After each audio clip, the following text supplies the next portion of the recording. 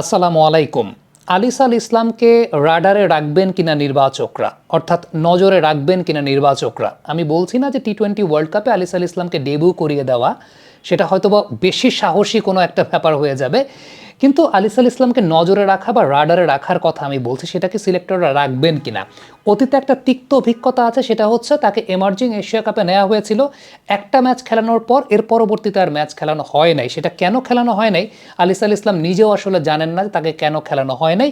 কারণটা হচ্ছে আমাদের দেশে, আমি বলে দিই কারণটা, আমাদের দেশে এরকম একটু আউট অফ বক্স কিংবা একটু আনঅর্থোডক্স ট্যালেন্ট যদি আসে, আনঅর্থোডক্স প্লেয়ার যদি আসে, তাদের উপর আসলে আমাদের ট্রেডিশনাল কোচিং প্যাটার্ন বা কোচিং মেথড খুব বেশি ভরসা করে না, খুব বেশি ট্রাস্ট করে না। তার মধ্যে সিস্টেমের বাইরে থেকে কোনো প্লেয়ার যদি আসেন তাহলে তার উপর তো আসলে আরও করে না। আলিস মূলত ঢাকা লিগের প্লেয়ার, আলিস এইচ লেভেলের প্লেয়ার না, সো তার উপর ইনভেস্টটা আসলে কম করা হয়।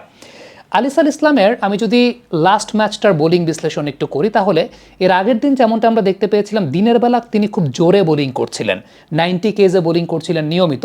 তবে রাতের ম্যাচে তাকে দেখা গেছে একটু আস্তে বোলিং করতে। আপনি অ্যাভারেজ স্পিড যদি দেখেন 82, 83 কেজে বোলিং করছেন। আবার সেকেন্ড স্পেলে যখন বোলিং করতে এসেছেন, যে সময়টা বলটা একটু পুরনো হয়ে গেছে, ওই সময় আবার 87, 88, 89 এভাবে বোলিং করেছেন।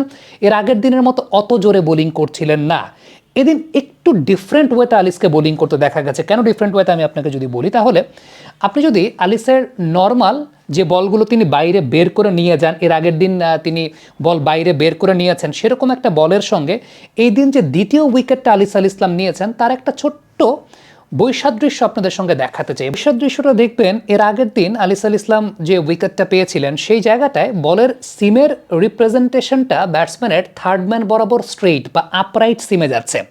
এদিন হাত থেকে ছাড়ার পর বলের সিমের রিপ্রেজেন্টেশনটা কিন্তু অনেকটা প্রজাপতির নাচনের মতো ওয়েবল ওয়েতে যাচ্ছে।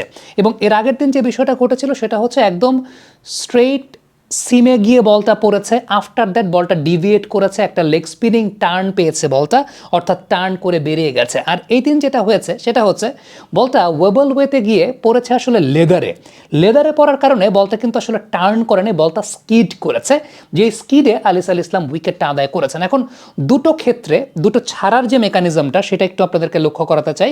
এর আগের দিন যে বলটা আসলে টার্ন পেয়েছিলেন, সেখানে ক্যারাম স্টাইলে তার আঙ্গুল ছিল দুইটা, একটা তার ইন্ডেক্স ফিঙ্গার, একটা তার মিডল ফিঙ্গার। খেয়াল করে দেখবেন তার ইন্ডেক্স এবং মিডল ফিঙ্গার দুইটাই কিন্তু ক্যারাম স্টাইলে ভাঁজ করা অবস্থায় ছিল। এরপরে এই দুইটা আঙ্গুল দিয়ে তিনি ফ্লিক করেছেন।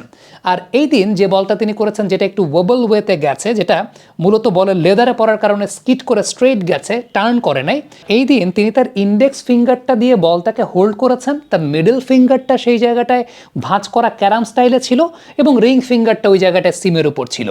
সো এই দিন যে কাজটা করেছেন, মিডল ফিঙ্গার দিয়ে তিনি বলটাকে ফ্লিক করেছেন। এর আগের দিন যেটা ছিল ইন্ডেক্স এবং মিডল ফিঙ্গার দুটা দিয়ে বলকে ফ্লিক করেছেন, বলের সিমের রিপ্রেজেন্টেশনটা ছিল ওভার স্পিন কাইন্ড অফ।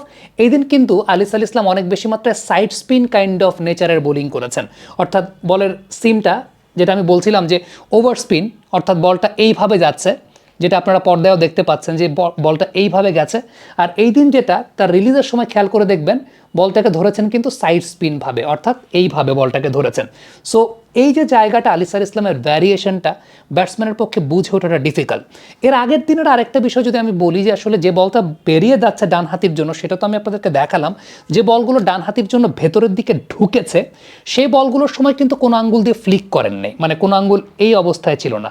ওই দিনের বিষয়টা যদি একটু লক্ষ্য করে দেখেন, তাহলে যে বিষয়টা উল্লেখযোগ্য সেটা হচ্ছে তার ইন্ডেক্স ফিঙ্গার এবং থাম, এই দুইটাকে তিনি সবচেয়ে বেশি এমফাসাইজ করেছেন, এবং মিডল ফিঙ্গার থেকে শুরু করে তার বাদবাকি রিং এবং একদম 5 নাম্বার যে ফিঙ্গারটা, সেটা কিন্তু বলের লেদারের উপরে, এবং সেই জায়গাটায় তার বল রোল করাটা বা টুইস্ট করাটা হচ্ছে মূলত তার থাম্ব এবং তার ইন্ডেক্স ফিঙ্গার দিয়ে।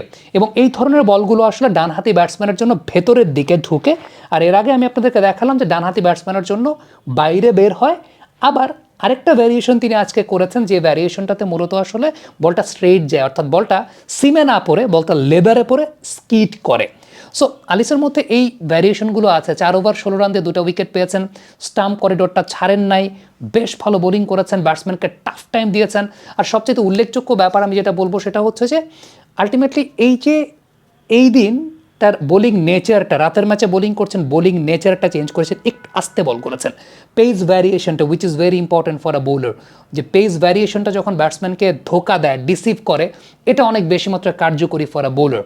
সো সব কিছু মিলিয়ে আমি বলবো যে আমি অবশ্যই বলছি না যে আলিস আল ইসলামকে টি-20 ওয়ার্ল্ড কাপে আপনি ডেবিউ করিয়ে দেন। আমি বলছি যে আলিস আল ইসলামকে বাংলাদেশের টি-20 রাডারে রাখাটা অবশ্যই খুবই জরুরি একটা ব্যাপার। এবং আই হোপ, এটা তো আমার একটা অনেক বড় মানে অন্যরকম চিন্তার জায়গা বা একটা স্বপ্নের জায়গা যে রিশাদ আলিস দুইজন একসাথে একটা লাইন আপে থাকবেন, মানে এটা একটা ড্রিম লাইন আপ, যদি তারা পরিণত হতে পারেন, কার্যকরী হতে পারেন। সেই সাথে মোস্তাফিজুর রহমান তো ওই জায়গাটা আছেনই। সো এই বোলিং অ্যাটাক বাংলাদেশের খুব ডেডলি হওয়ারই কথা। So still long way to go. আমার কাছে মনে হয় যে বিপিএলটা আলিস কতটুকু পারফর্ম করতে পারেন আরও, সেটা অবশ্যই দেখার বিষয় থাকবে। এবং আফটার দ্যাট অবশ্যই ন্যাশনাল সার্কিটে নিয়ে আসাটা খুব গুরুত্বপূর্ণ। কমেন্ট বক্সে আপনাদের মন্তব্য, মতামত জানতে চাই।